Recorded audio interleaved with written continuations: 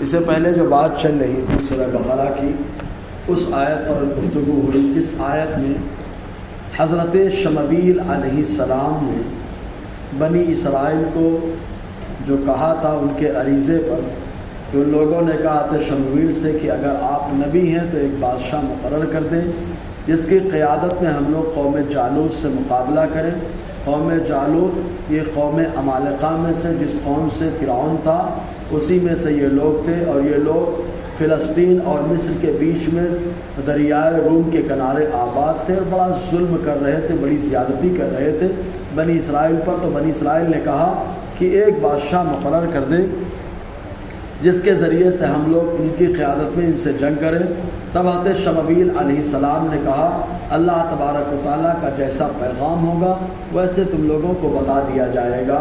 اللہ تبارک و تعالیٰ نے حضرت شمویل علیہ السلام کو حکم عطا فرمایا، ایک چھڑی اللہ تبارک و تعالیٰ نے دی اور ارشاد فرمایا جس کا قد اس کے برابر ہوگا وہ ان کا بادشاہ مقرر کر دیا جائے گا، اور اس کی آنے کی نشانی یہ ہوگی کہ جو بیت المقدس کے کنارے زیتون کے جھاڑ ہے، ان جھاڑ کے درختوں سے جو پھل پیدا ہوتا ہے اس کا جو تیل ہو جسے زیتون کا تیل کہا جاتا ہے، بیت المقدس سے ایک شیشی لے لو اور اس کے اندر وہ تیل ڈال کر کاک لگا دو یعنی ڈھکن لگا دو۔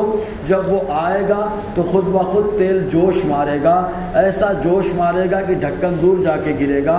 پھر اس لاٹھی سے ان کو ماپ لینا، اگر برابر ہو جائے ان کی قدر تو ایسی صورت میں اسی کو بادشاہ مقرر کر دیا گیا۔ اس زمانے میں بادشاہت حضرت یعقوب علیہ السلام کے ایک بیٹے جن کا نام لاوا تھا، انہی کی اولاد میں چل رہی تھی بادشاہت۔ چنانچہ اللہ تعالیٰ نے جو نشانی عطا فرمائی، اسی دوران حضرت طالوت جن کا نام شاول ہے، حضرت یعقوب علیہ السلام کے ایک بیٹے جو حضرت یوسف علیہ السلام کے ماں اور والد شریک بھائی ہے جن کا نام بنیامین تھا، ان کی اولاد میں سے طالوت تھے۔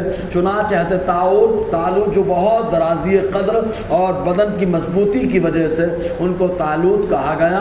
ان کے والد جو ہے چمڑے کا کاروبار کیا کرتے تھے، اور کچھ لوگوں نے لکھا کہ وہ پانی پلانے کا کام کرتے تھے، اور اس زمانے میں جو چمڑے کا کاروباری ہو یا لوگوں کو پانی پلائے اس کو لوگ گری ہوئی نظروں سے دیکھتے تھے۔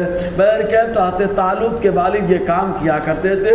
اتفاق ایسا ہوا ایک دن جس گدھے پر وہ پانی لاد کر لوگوں کو پلانے کے لیے لے جاتے تھے یا جو چمڑے لاد کر کے جو ہے کارخانے سے گھر سے کارخانہ لاتے تھے، وہ گدھے غائب ہو گئے۔ تو حضرت طالوت کے والد نے کہا کہ بیٹا اپنے غلام کو لو اور گدھوں کو تلاش کر کے لے کر کے آؤ۔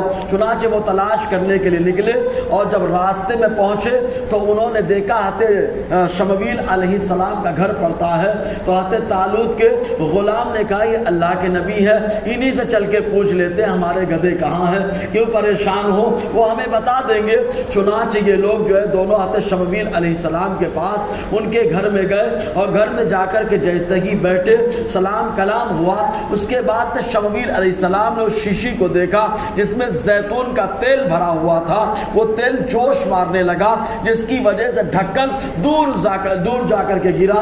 حضرت شمویل علیہ السلام خوش ہو گئے، اور خوشی کے عالم میں آپ نے اس چھڑی کو اٹھایا، اس لاٹھی اور ڈنڈے کو اٹھایا جو اللہ نے عطا فرمایا تھا، اس چھڑی کے ذریعے سے دونوں کی قامت کو ناپنا شروع کر دیا۔ پہلے غلام کو ماپا، وہ اس کے برابر نہ نکلا، طالوت کو ناپا تو طالوت برابر ان کے جو ہے چھڑی کے برابر نکلے۔ تو آپ نے حضرت شمویل نے اعلان کیا اور ارشاد فرمایا اے طالوت سنو، اللہ تبارک و تعالیٰ نے تم کو بنی اسرائیل کا بادشاہ مقرر کر دیا ہے۔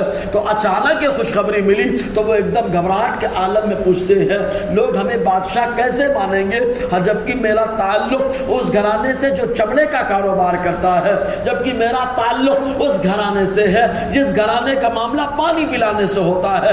قوم کے درمیان یہ معاملہ شروع سے چلا کہ اگر نیچے طبقے کا گھرانے کا بچہ اٹھتا ہے تو عام طور سے لوگ گری ہوئی نظروں سے دیکھتے ہیں۔ حضرت شمویل علیہ السلام نے ارشاد فرمایا ایسا نہیں ہے، اللہ تبارک و تعالیٰ نے جو کسوٹی عطا فرمائی ہے اس کسوٹی کے تحت بادشاہ تمہیں کو مقرر کیا جاتا ہے۔ تو انہوں نے کہا کیا کسوٹی ہے؟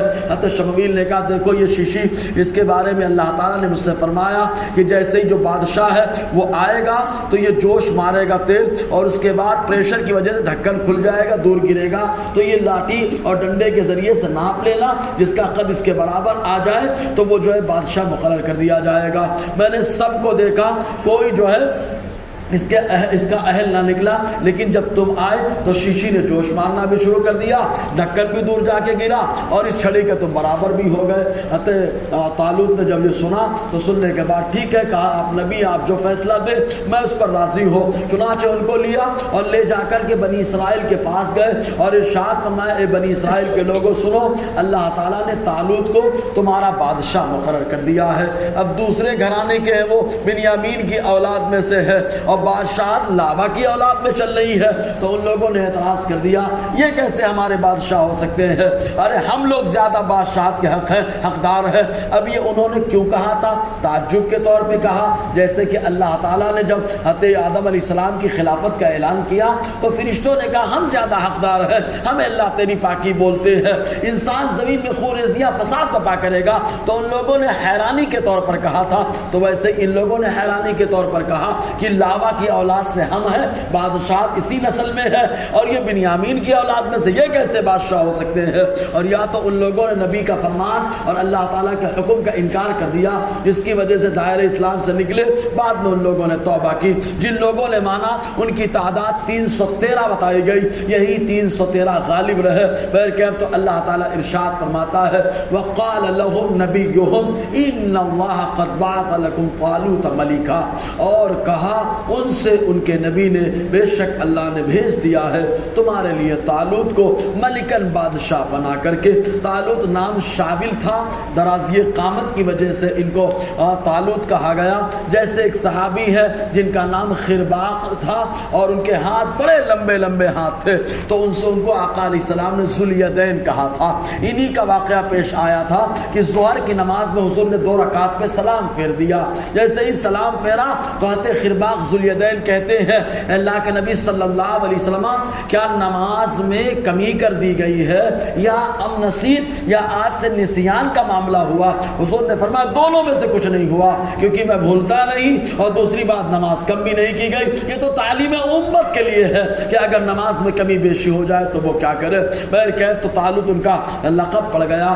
قالو بنی اسرائیل نے کہا انا، کہاں سے یکون للہ الملک ملک علینا، کہاں سے ان کے لیے بادشاہت ہوگی ہمارے اوپر، ونحن احق بالملک منہ، جبکہ ہم زیادہ حقدار ہیں بادشاہت کے ان سے، ولم یؤت سعۃ من المال، ان کو تو مال بھی زیادہ نہیں دیا گیا، پیسے والے بھی نہیں ہے۔ عام طور سے یہی کسوٹی تصور کی جاتی ہے، پیسہ ہے تو حقدار ہے، پیسہ نہیں ہے تو حقدار نہیں ہے۔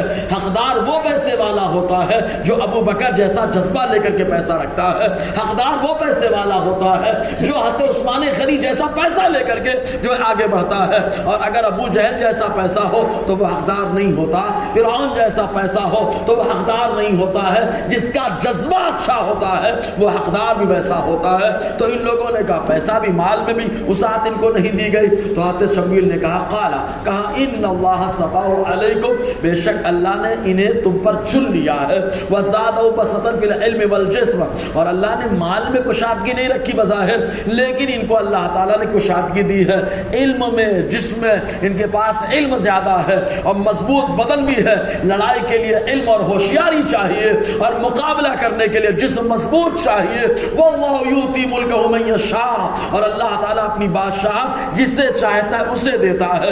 واللہ واسع علیم، اللہ تعالیٰ کشادگی رکھنے والا، علم والا ہے۔ پھر ان لوگوں نے پھر کیا سوال کیا، اسی سوال پہ آگے گفتگو رہے گی۔ اللہ تعالیٰ ہم سب کو فیضان قرآن، برکات قرآن سے مالا مال فرمائے۔